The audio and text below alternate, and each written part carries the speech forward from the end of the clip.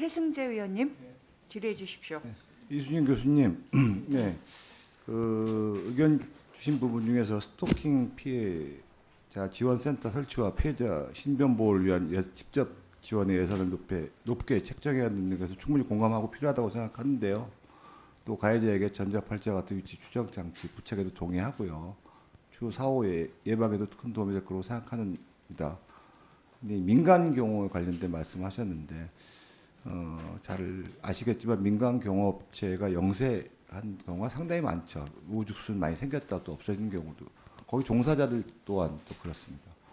사실 만족할 만한 수준의 보수나고 체계가 좀 있지 않아서 이직률이 높은데 이 우수한 인적 자원이 유입되지 않을 텐데 민간 경비업체 직접 수준 저하가 있고요. 그래서 교수님 의견대로 경찰이 매뉴얼 만들어서 국가에서 지원받을 믿을 만한 경호업체 선정하는 기준을 만들더라도 스토킹 범죄로 인한 이 추후 실적 수익이 낮은 경호업체가 혹시라도 선정되거나 낮은 수준의 민간 경호원이 취업돼 문제점이 발생할 소지가 있는데 이 부분에 대해서 좀 보완과 어떤 여러 가지 방안이 좀 예산이 필요하다고 생각하는데 어떻게 생각하십니까? 글쎄요, 제가 민간 경비 업체의 실태에 대해서는 정확히 잘 알고 있지 못해서 말씀하신 대로 뭐 영세한 업자들이 많은 것으로 추정이 됩니다. 근데 이제 상당히 대기업이 뭐 많이 개입된 이런 업체들도 존재하기 때문에 아마 선별적으로 그런 어떤 그 안전한 서비스를 제공받을 수 있는 스테이블한 그런 서비스가 되는 업체들을 아마 좀 이렇게 추천해 주시거나 하는 게 좋겠고요. 제가 비용이 든다는 게 걱정이 돼서 외국에 혹시 그런 이제 비용을 나중에 뭐 어떻게든 이제 지원할 수 있는 방안이 있는지를 봤더니 일본의 이제 어떤 뭐 그 임시 조치의 테두리 내에서 보험을 한시적으로 사용할 수 있는 이런 제도가 있더라고요. 그러니까 1년에 그 보니까 한 15,000건 정도가 신고가 되는데요. 네.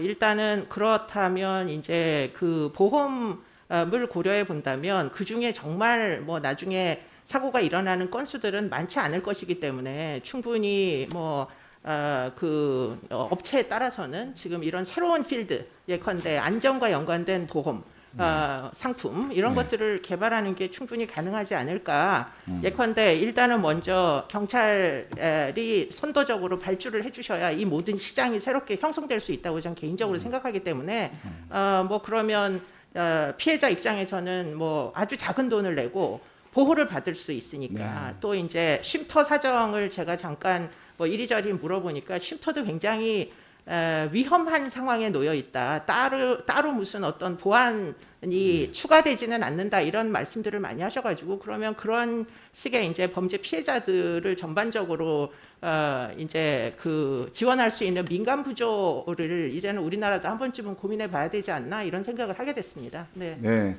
보험 얘기는 상당히 뭐 좋은 방안 같고요. 그다음에 그 선정할 때 되도록이면 좀 역량 있는 업체 선정하는 부분에 대해서도 옳으신 말씀 같습니다.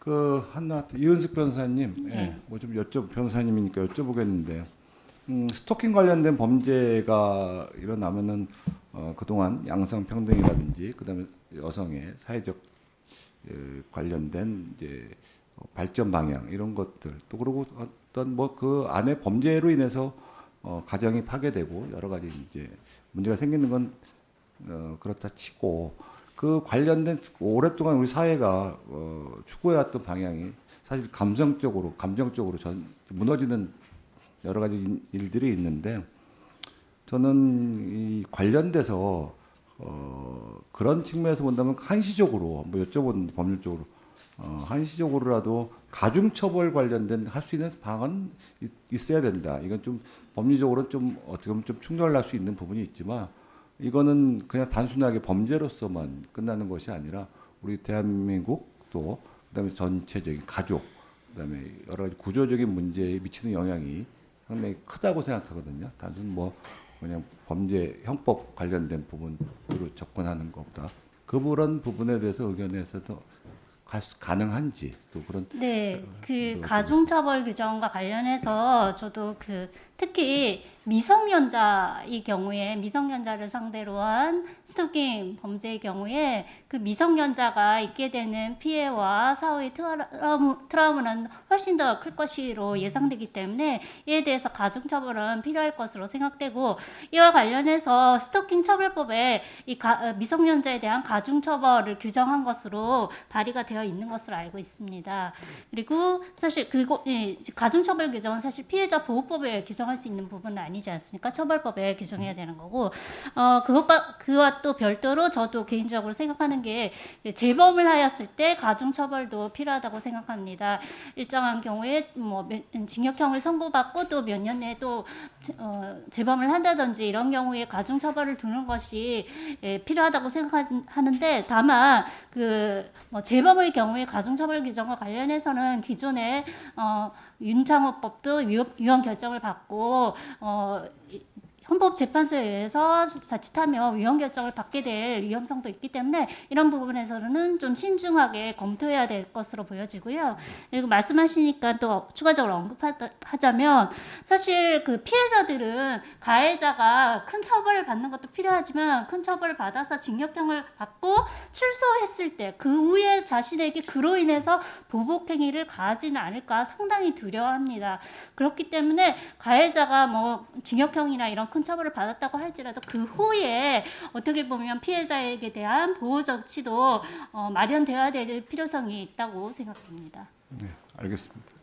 네, 수고하셨습니다. 이승재 의원님 감사합니다.